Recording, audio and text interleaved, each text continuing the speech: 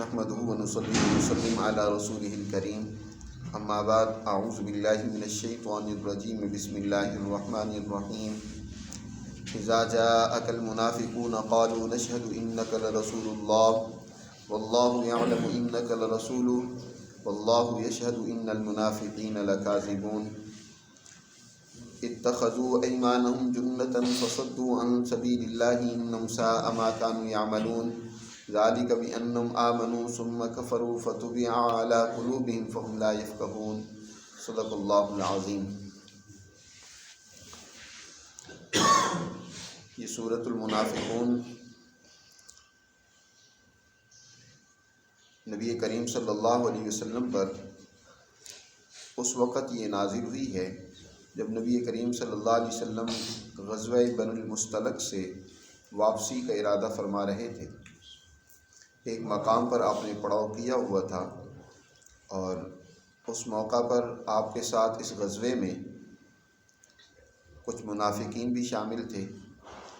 منافقین کے بارے میں یہ بات پہلے بیان ہو چکی ہے کہ یہ اصل میں مسلمان جماعت کا ہی ایک حصہ ہوتا ہے۔ ان میں سے منافقوں کے دو قسمیں میں نے کل بیان کی تھیں کہ ایک تو وہ ہیں کہ جن کا اعتقاد اور نظریہ ہی درست نہیں ہوتا بلکہ غلط نظریے اور فکر کے ساتھ وہ مسلمان جماعت میں شامل ہوتے ہیں، یعنی مسلمانوں کی جاسوسی کرنا مقصود ہوتا ہے۔ اور دوسرا وہ طبقہ ہوتا ہے جو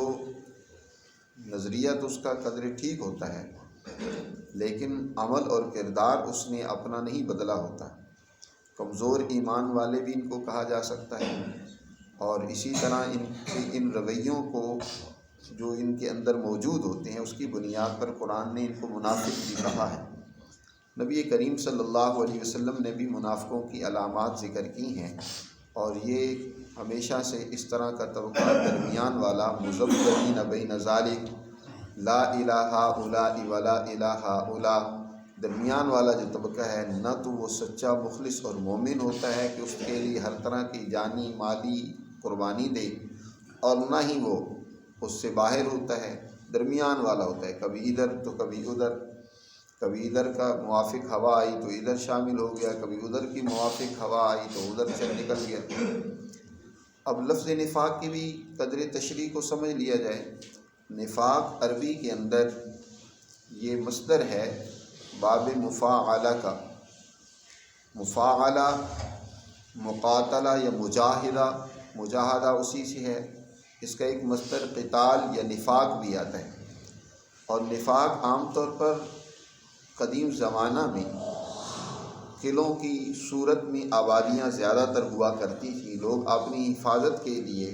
اپنی آبادی کو قلعے میں محصور کر لیا کرتے تھے تاکہ دشمن اچانک حملہ آور نہ ہو،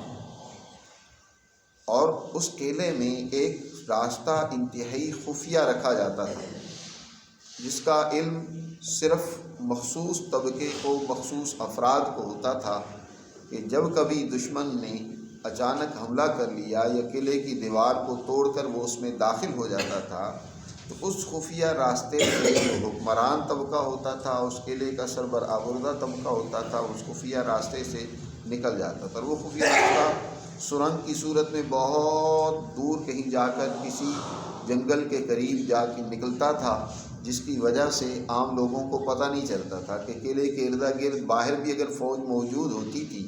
تو وہ اس سے بھی اور دور آگے جا کر اس راستے کا دہانہ کرتا تھا، وہ اس کے ذریعے سے فرار اختیار کر لیتے تھے اور اپنی جان بچا لیتے تھے۔ اس سرنگ کو نفاق یا نافقہ کہا جاتا ہے۔ گوہ ایک جانور ہے، اس کا جو بل ہوتا تھا اس کو بھی نفقہ عربی میں کہا جاتا ہے۔ اس کا جو سوراخ ہوتا ہے وہ بھی در حقیقت اسی طرح ہوتا ہے کہ اس کے بھی دو رخ ہوتے ہیں۔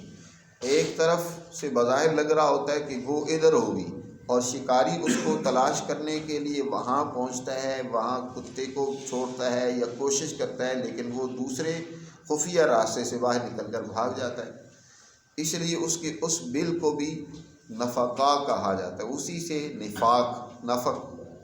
قرآن مجید میں بھی یہ لفظ مختلف اس معنی میں بھی استعمال ہوا ہے، سرنگ کرنا، جیسے نبی کریم صلی اللہ علیہ وسلم سے جب مشرکین مکہ نے بڑے بڑے معجزات کا مطالبہ کیا تو آپ صلی اللہ علیہ وسلم چاہتے تھے کہ ان کو کوئی ایسا عظیم اور بڑا معجزہ دکھلایا جائے کہ جس سے یہ لوگ سمجھ جائیں، میری بات مان لیں۔ آپ صلی اللہ علیہ وسلم کی خواہش ہوا کرتی تھی کہ چلو اسی بہانے یہ بات میری سن لیں، مان لیں، تو ان کو کوئی معجزہ دکھلا دیا جائے۔ لیکن اللہ سبحانہ و تعالیٰ کو یہ مطلوب نہیں تھا۔ اللہ تو جانتے تھے کہ یہ لوگ ماننے والے نہیں ہیں۔ اگر جس نے اللہ کی سچائی کو، اس کی تعلیمات کو سمجھ کر سن کر ہی نہیں ماننا، معجزات دے کر کیا ماننا ہے؟ تو اللہ تعالیٰ نے نبی کریم صلی اللہ علیہ وسلم سے ارشاد فرمایا، ان کان کبر علیک اعراضهم فان استطعت ان تبتغی نفقا فی الارض او سلما فی السماء فتأتیہم بآیہ۔ اے پیغمبر، اگر ان کا اعراض کرنا آپ کو بہت ہی ناگوار گزر رہا ہے، کبر علیک اعراضهم فان استطعت ان تبتغی نفقا فی الارض، تو آپ پھر ان کے لیے اگر چاہیں تو زمین میں نفقا فی الارض کوئی سرنگ کھود لیں اور اس سرنگ کے ذریعے سے کوئی چیز ان کو لا کر دکھلا دیں، او تأتی فی السماء، یا آسمانوں پہ چلے جائیں اور آسمان سے کوئی نشانی لا کر ان کے سامنے پیش کر دیں، آپ اپنی مرضی سے منوا سکتے تو منوا لیں، ہمیں ان کی کوئی ضرورت نہیں ہے۔ نہیں مانتے تو نہ مانیں، ہم نے اپنا پیغام ان کی ہدایت کا، ان کی رہنمائی کا ان کے سامنے پیش کر دی ہے، آپ کو پریشان ہونے کی کیا ضرورت ہے؟ اللہ نے بڑے سخت اور عجیب انداز میں نبی کریم صلی اللہ علیہ وسلم کو سمجھایا کہ ان کے پیچھے اپنے آپ کو پریشان کرنے کی ضرورت نہیں ہے۔ وہاں لفظ اللہ نے ارشاد فرمایا کہ نفقا فی الارض، نفق وہی زمین میں سرنگ کھود لینا، کہ اگر آپ زمین میں سرنگ کھود کر کوئی نیچے سے چیز لا سکتے ہیں تو وہ ان کو لا کر دکھلاؤ۔ تو اس معنی میں یہ قرآن میں بھی گویا کہ سرنگ کے معنی میں استعمال ہوا ہے۔ تو اسی سے نفاق ہے۔ نفاق کی در حقیقت جو منافق ہوتا ہے وہ بھی دو دروازے رکھتا ہے۔ ایک چہرے سے تو وہ بظاہر مسلمان جماعت کا حصہ بن جاتا ہے کہ میں مسلمان ہوں، مسلمانوں کے ساتھ رہتا ہے، اور وہ آتا تو اس نظریے سے ہے، ایک جماعت میں شامل ہوتا ہے کہ یار ان کے ساتھ شامل ہوں گے، یہ چڑھتا ہوا سورج ہے، اس سورج کی ہم بھی پوجا کریں گے، ان کے ساتھ شامل ہو جائیں گے تو بڑے فوائد ہمیں بھی حاصل ہوں گے۔ ان کی ترقی ہو رہی ہے، دن بدن بڑھ رہی ہیں، ان کا پروگرام پھیل رہا ہے، دشمن ان سے جو ہے وہ شکست کھا رہا ہے، تو کیوں نہ ہم ان کے ساتھ شامل ہو جائیں، اور اس طریقے سے یہ جب اپنی حکمرانی بنائیں گے، مال ان کو ملے گا، مال غنیمت وغیرہ آئے گا تو اس سے ہمیں بھی حصہ ملے گا اور اس طریقے سے ہمیں فائدہ ہوگا۔ اپنے مفادات کی غرض سے اس نظریے کو قبول کر لیتے ہیں اسلام کو، لیکن پیچھے سوچ اور نظریہ کیا ہوتا ہے؟ زیادہ سطحی سوچ اور نظریہ ہوتا ہے دنیاوی مفاد حاصل کرنے۔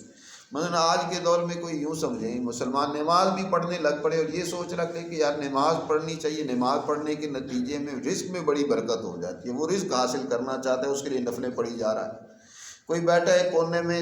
ذکر میں لگا ہوا ہے، تسبیح پہ تسبیح ڈالی جا رہا ہے، اور مقصد اس کا کیا ہے کہ یار میرے پاس جو ہے نا مال بڑا اکٹھا ہو جائے، اس تسبیح کے نتیجے میں فلاں بزرگ نے بتایا کہ اس کے تسبیح کو کرو گے تو بڑی دولت کی ریل پیل تمہارے پاس ہو جائے گی۔ تو سوچ اس کی اس ذکر سے، نماز سے کیا ہے؟ مال و دولت حاصل کرنا ہے، اللہ کی خوشنودی اور اللہ کی رضا نہیں ہے۔ آج سادے مسلمان بس اس لالچ کے پیچھے کچھ نیکیاں کر لیتے ہیں، تو یہ بھی کوئی کمال کی بات نہیں ہے۔ نیکی وہ تو خالصتاً اللہ کی رضا اور خوشنودی کے لیے ہونی چاہیے، عبادت صرف اللہ کے لیے ہونی چاہیے،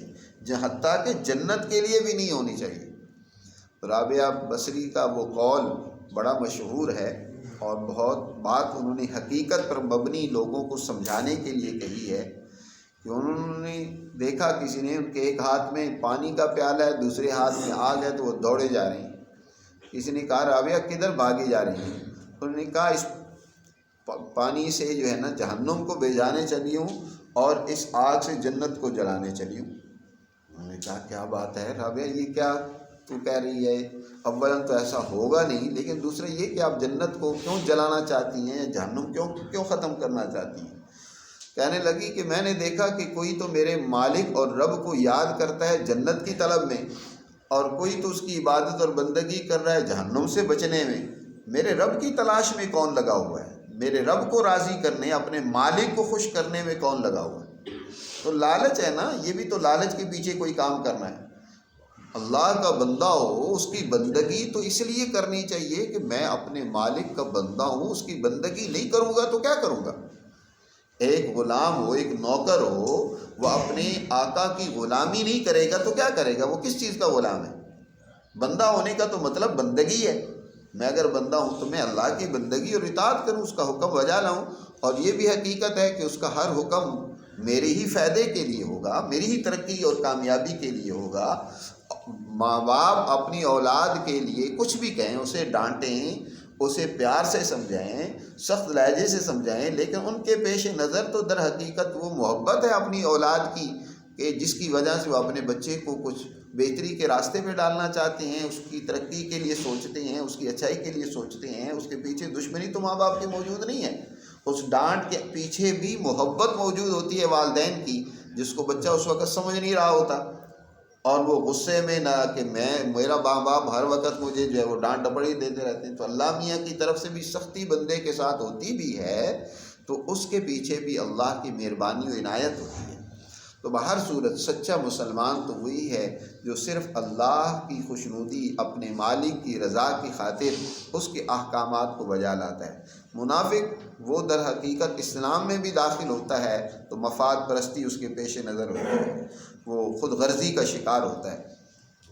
تو یہ نفاق بڑی خطرناک چیز ہے۔ اس کے بھی درجات ہیں، جیسے کل میں نے بتایا تھا، جیسے کہ ایمان کے درجات ہیں۔ ایمان ایک بہت ہی اونچے درجے کا ایمان ہے، جیسے سیدنا صدیق اکبر رضی اللہ تعالیٰ عنہ کا ایمان ہے مثلا، اور اسی طرح ایک تو ہے قانونی ایمان۔ قانونی ایمان جو ہے وہ بڑھتا اور کم نہیں ہوتا، یعنی تصدیق جس کو کہا جاتا ہے۔ ایک ہوتا ہے حقیقت ایمان، جس کے نتیجے میں ایمان کے اندر اضافہ ہوتا رہتا ہے۔ گاہے بگاہے ایمان کے نتیجے میں انسان کے اندر اس کے اعمال، اس کے نتیجے میں پیدا ہونے والی اس کے اندر جو کشش ہے، جو اطمینان ہے، وہ بہت زیادہ بڑھ جاتی ہے۔ گاہے بگاہے ایمان بہت اضافہ کر جاتا ہے، جیسے کہ نبی کریم صلی اللہ علیہ وسلم کی صحبت میں صحابہ کرام، ان کی ایمان کی کیفیت بہت اونچی ہو جایا کرتی تھی، اور جب مجلس ختم ہو جاتی، کچھ وقت گزر جاتا، تو ظاہر ہے وہ کیفیت نہیں رہتی تھی۔ کل بھی واقعہ ذکر کیا تھا کہ حضرت حنظلہ کہتے ہیں کہ نافق حنظلہ، کہ حنظلہ منافق ہو گیا کہ جو میری کیفیت حضور کی صحبت میں ہوتی ہے وہ باہر نہیں ہوتی۔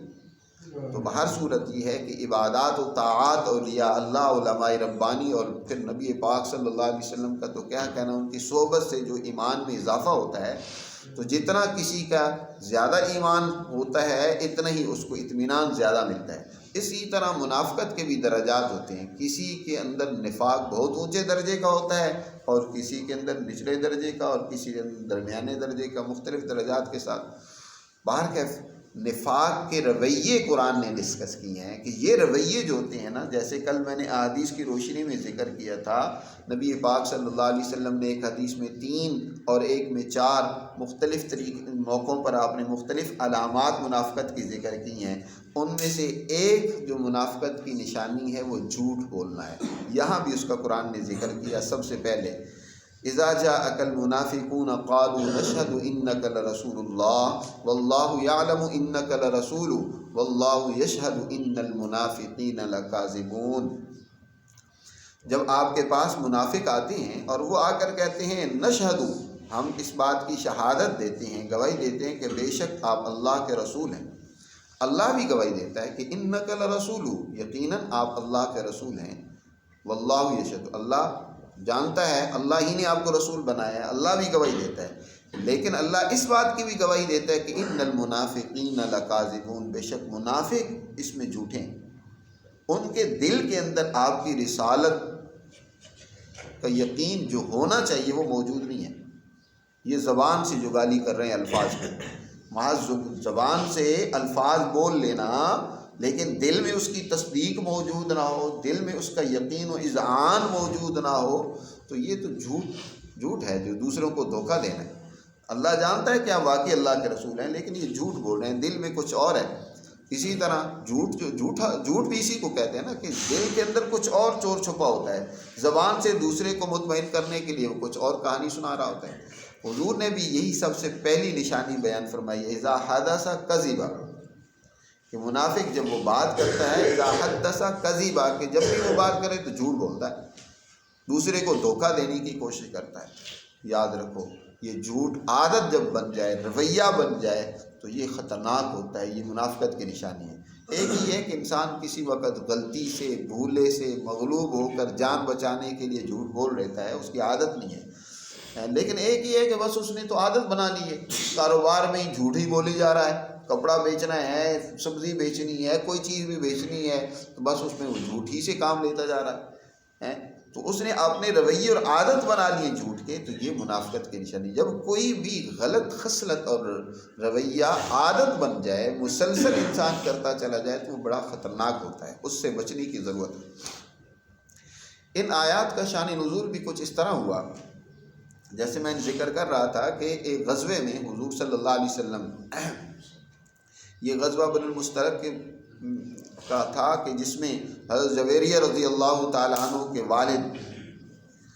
ان کے بارے میں معلوم ہوا کہ وہ ایک بہت بڑا لشکر لے کر مسلمانوں پر حملہ آور ہونا چاہتا ہے۔ نبی پاک صلی اللہ علیہ وسلم ایک لشکر لے کر ان کی سرکوبی کے لیے تشریف لے گئے۔ اسی میں ہی حضرت جویریہ حضور صلی اللہ علیہ وسلم کے نکاح میں آئی تھی۔ تو اسی غزوے میں واقعہ یہ پیش آیا، واپسی پر ایک موقع پر آپ ٹھہرے ہوئے تھے اور کچھ منافق بھی ان میں تھے، منافق قسم کے لوگ، کمزور لوگ،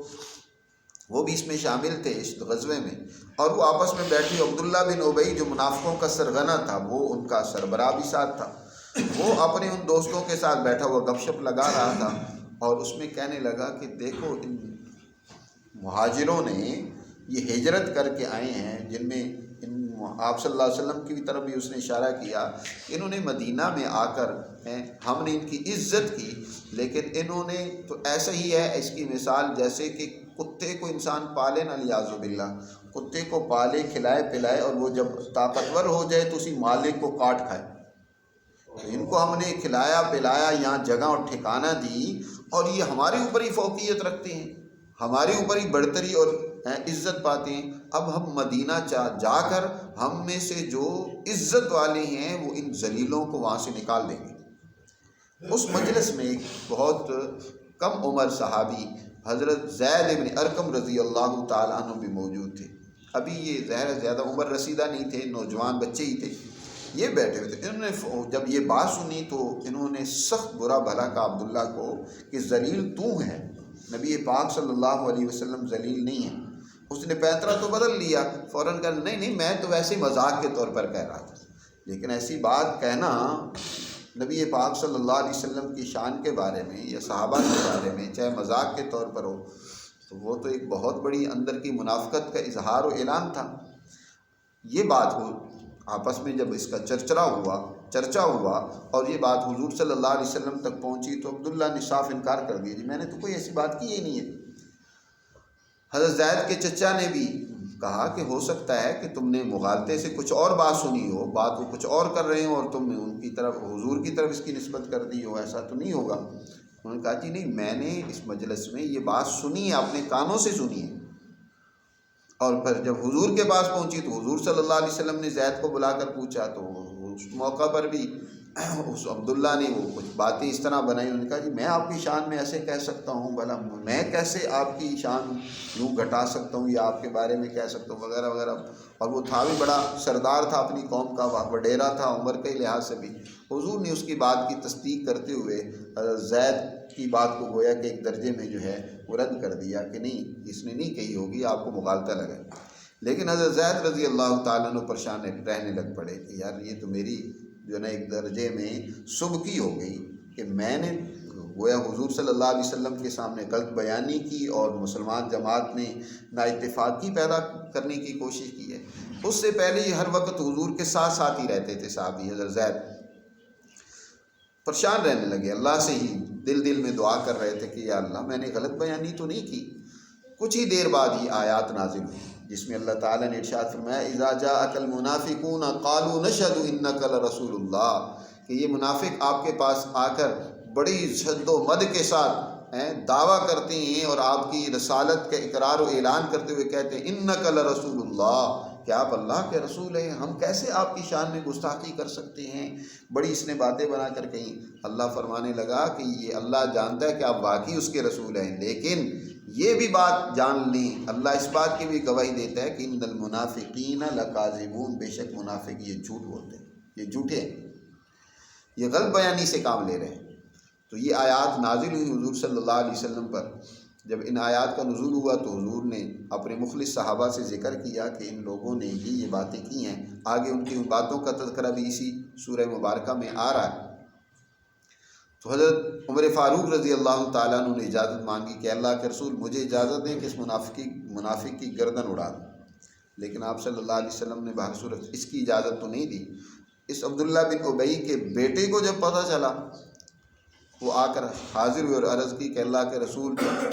آپ کو معلوم ہے کہ میں اپنے باپ کا سب سے زیادہ فرمانبردار ہوں، مجھے بڑی اپنے باپ سے محبت ہے، اگر میرے باپ کو کوئی اور نقصان پہنچائے گا تو شاید مجھ سے برداشت نہ ہو، آپ مجھے اجازت دیں کہ میں اپنے باپ کو خود قتل کر دوں۔ یہ منافق ہے، اس نے آپ کی شان میں گستاخی کی ہے، میں اس کو مدینہ میں نہیں داخل ہونے دوں گا۔ اور انہوں نے مزاحمت بھی کی اپنے باپ کے لیے، یعنی اس کو روکا بھی،